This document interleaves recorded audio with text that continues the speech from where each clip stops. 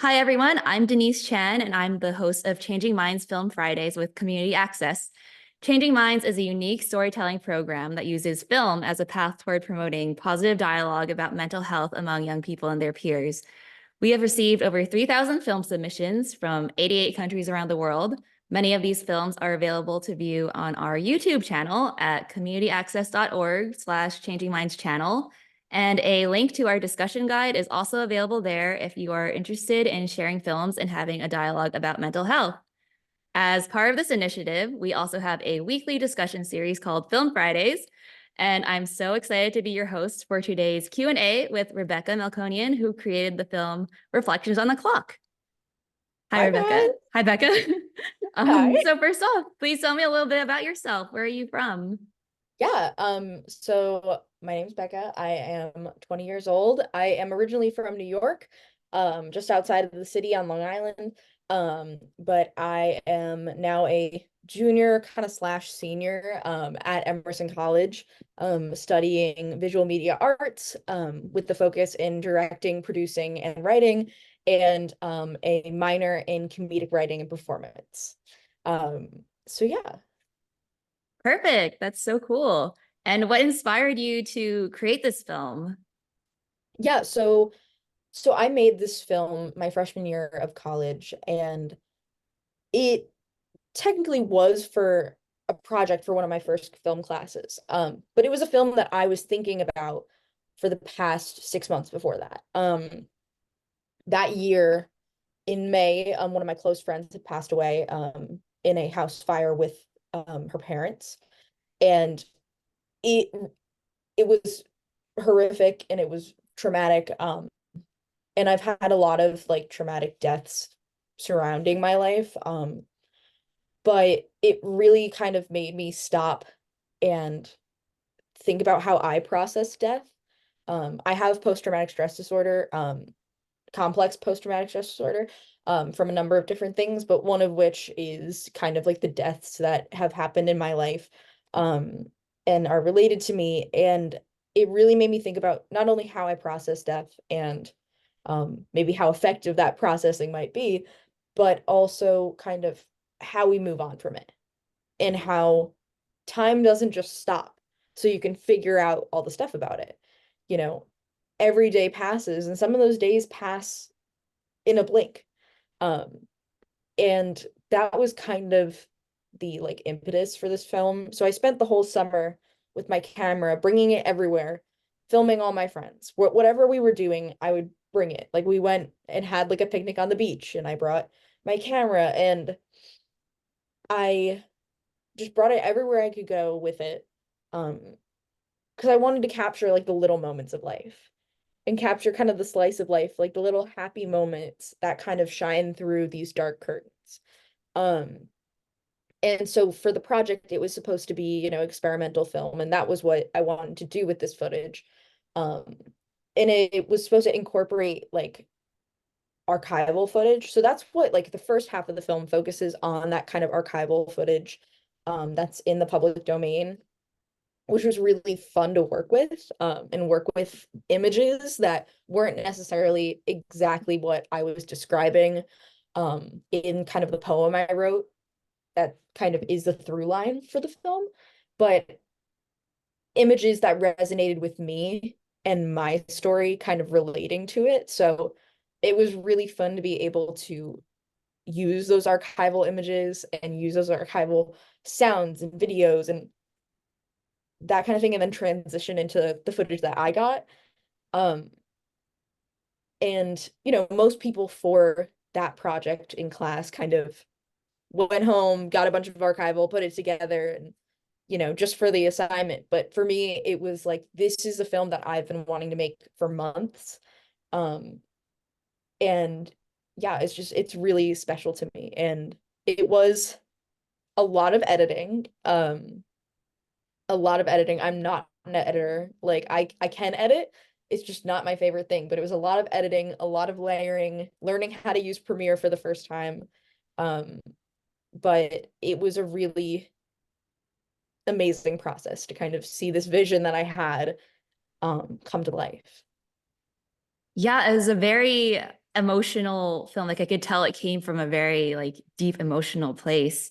I know you kind of went over a little bit of your creative process, was like what your creative process was like, but was it a one-woman show? Like you mentioned, it was a class project. Did you write the poem first and then like go into finding the archival footage? It was a one woman project. It was me in my little shoebox dorm room, um, you know, sorting through stuff on my computer. But I I can't remember. I think I had this idea that like there was this through line of like water flowing. Um, and it was just like an idea that I came up with. And then when we finally had to like make this short, I was like, oh, I can use that poem idea I like conceptualized. And I think I wrote the poem before I started editing, but it was like in the middle of like the idea, then like the poem, and then putting it all together. Um, but yeah, it was I'm also like a musician. I write songs, and I'm someone, same thing with screenwriting. I often will sit down and in one sitting write the whole thing. Same thing with songs. I'll write and record the whole thing in a night. And it doesn't mean it's always good, but I like will like have a burst of creativity and it will all go into that one thing. And that kind of was part of this film was like everything kind of happened at the same time. Like I came up with the poem idea and then I came up with the use of the film and then I was like, okay, I gotta write the poem and then I gotta put it all together. And it was kind of a crazy whirlwind. Um, and like I kind of feel like I didn't see people for a few days because I was like so like committed to like making this. Um, and as much as like some of the quality stuff I'd love to redo, um, I kind of made it in my dorm room and used my like AirPod speakers to record the audio because that's all I had. Um, and just kind of had faith in it and told a story from my heart and told a story that, you know, I didn't really care if other people would find it good or interesting because I'm more like I write stories and, you know, am a narrative filmmaker rather than experimental. But I was like, I'm making this for me. Um, and yeah. That's so interesting. And especially hearing that that was your first time touching Premiere ever and to see that you made such a like, Crazy. yeah, it's really, really cool. Um, and so what are some of the themes about mental health that your film shares? Yeah. So I have among PTSD, I have like OCD, anxiety, depression, some other stuff that I can't think of off the top of my head right now, but um it focuses mainly on like the PTSD element because it is kind of like that is my disability and I'm actually currently fundraising for my service dog and so we're so close, but the film very much like kind of surrounds those themes of kind of how these external circumstances can really affect our internal circumstances. And even though someone may have like passed away 10 years ago, their family or the people around them may still and are still grieving, um, and are still processing it, no matter how they might present it on the outside. Um, and for me, it was very much like it was weighing on me. This was like I went to college. It was like my first semester, and you know, you're away from home for the first time. And I was kind of having these moments of realization that like I still had so much to learn about myself and how I processed death and grief.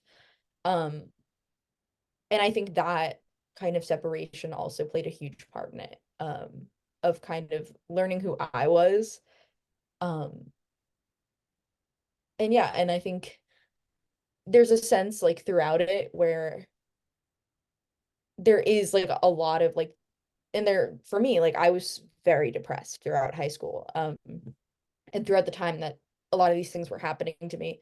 Um, and yet there are moments that we can still enjoy and appreciate. And I think that that is kind of like, for me, the through line, like time keeps moving, time keeps going, you know, unfortunately, there's no, week that you get to just like not do anything and put a pause on everything. Um, and yet still, um, there are moments that shine through and shine through the darkness. And that was a huge part of it because that's what has kept me going for so long. And that's what keeps me going. I think as much as it often can feel so dark, especially, you know, when there's a lot of death happening, um, it can just feel so hopeless and that you have no control over the world around you. But then there are these moments that sometimes you can appreciate in the moment, sometimes you have to appreciate them in hindsight that kind of make you say, well, sometimes it's all right. Um, and yeah, and a lot of those moments that are in the parts of the film that I shot myself were those moments of high school that like, you know, we did our like little senior sunrise where we went at like 5 a.m. and watched the sunrise. And the sky was pink, which is like the sign of my friend who passed away. And it's just those little things in life that mean so much. I'm kind of rambling, but No, that's great. That's yeah, it sounds like the making the film was kind of like a therapeutic process for you yes, too. yes. Yeah. Because it was, So why do you, oh, go yeah, ahead. Sorry. No, go no, ahead, go it ahead. was like these emotions that like I feel on like an everyday basis that sometimes when like I just talk about them, it doesn't make as much sense to other people. But I think Mm, like putting them into like a film medium and also like adding in the different noises and the different sounds and playing with like I'm a little film nerd, so I love like weird film theory like in like Russian montage format and kind of playing with like repeating clips and repeating noises and adding all these noises to make you feel like unsettled kind of help that kind of like sensory image of what story I was kind of telling. So mm. yeah. Yeah. So on that note, why do you think that film is a good vehicle for discussing mental health? Oh yeah. I am a huge proponent of this. Because I think often in film, and I think there's been a lot of attention drawn to mental health through the media of the past, I don't know, 20 years. I think that there is definitely a shift towards this awareness, but I think we still have a long way to go. Um, and because it's very often that like I have OCD, and it's very often that you watch a movie about, high school and like teenagers, and there's a lot of just like stereotypes of obsessive compulsive disorder that are harmful. And I think that film allows the unique opportunity to paint a picture, and not just a visual picture, but a full sensory picture of something. And I think using those tools to kind of bring attention and awareness to mental health is so important. And I think there's also so many creative ways to do it. Whether it's in an experimental format, or I'm actually executive producing a my friend's thesis film at Emerson, which is all about OCD. But it's part of the story, and it has this whole element to the story where these moments when she's dealing with the OCD, it becomes like a film noir. And it becomes kind of like a gritty, like black and white film. And there's just so many opportunities to do things in film. And I think that film is how kind of our society has kind of centered ourselves in a way. There's so much in our world that is influenced by film. So many people that are influenced by film. Like so many people know how to do interactions and conversations by watching movies and being like, oh, well, that's how it went in the movie. Um, at least that's what it is for me, because like when I met my boyfriend for the first time, I was like, I don't know how to do this. Like, I don't know how to talk to someone. And, but, we look at film and we reference film, and it's such a huge part of our culture as a society that I think using it as a tool to bring awareness to mental health is crucial to bringing down these stereotypes and also, normalizing it. Yeah, so I think you kind of touched on it already, but just in that similar vein, like how can filmmaking and storytelling kind of break down that mental health stigma that still exists? Yeah, I mean, I think a huge piece of it is definitely learning more about the stereotypes. Like the first thing you have to do to bring them down is to really like dive into them. I took a class um my sophomore year all about disability. And it was super influential for me, just like coming to terms with like being a disabled person. Um and a huge piece of that was mental health. And before that, I didn't always like realize that like mental health is a disability until really diving into all of these stereotypes and recognizing you have to recognize there's a problem before you can solve it or move forward. So I think that definitely using film as a tool can be tricky because you need to recognize the things that you might be painting or you might see being conveyed, and then kind of combating them from there. I don't know if that answers your question exactly, but um, yeah, I think definitely the stigma needs to be broken by not only people talking about it, but recognizing what the stigma might be and kind of the limits of that. Yeah, yeah, and films like yours that are like bringing that sort of thing to light really like help that too. So it's really, really cool. Um, so it was really great talking to you. What are some of your hopes for Yes. the future? What do you want to work on next? Do you have any upcoming projects? Yes, I do. Well, besides being in school and fundraising for my service dog, I'm executive producing that film, which is my friend's thesis project. It's gonna be called Symptoms of Melancholy. I think unless the title changes in the next month, but that's what I know so far. And I'm Mhm. also executive producing a show called Hell Inc. We just got picked up for our second season, so very excited. And I'm also a writer this season on the show, so um, which isn't as much about mental health and is more about just friendship and relationships and silly demons and stuff, but it's still a huge thing for me. So yeah. That's so cool. Where can people check that out? Yeah, so in terms of Hellink, our Instagram is HELLINC.EIV. And you'll be able to watch the show when it comes out probably around March. The first season, um, on Hellink's YouTube channel as well as Emerson Independent Videos YouTube channel.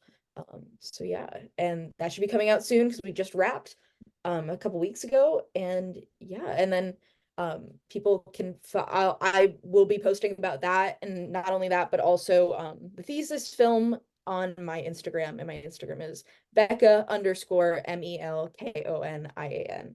Um, so yeah. Awesome. Well, everyone definitely go check out Becca's work. It was so great talking to you. Your It was film so was great talking to really, really you. beautiful. This was a really great conversation. Thank you so much. Thank you.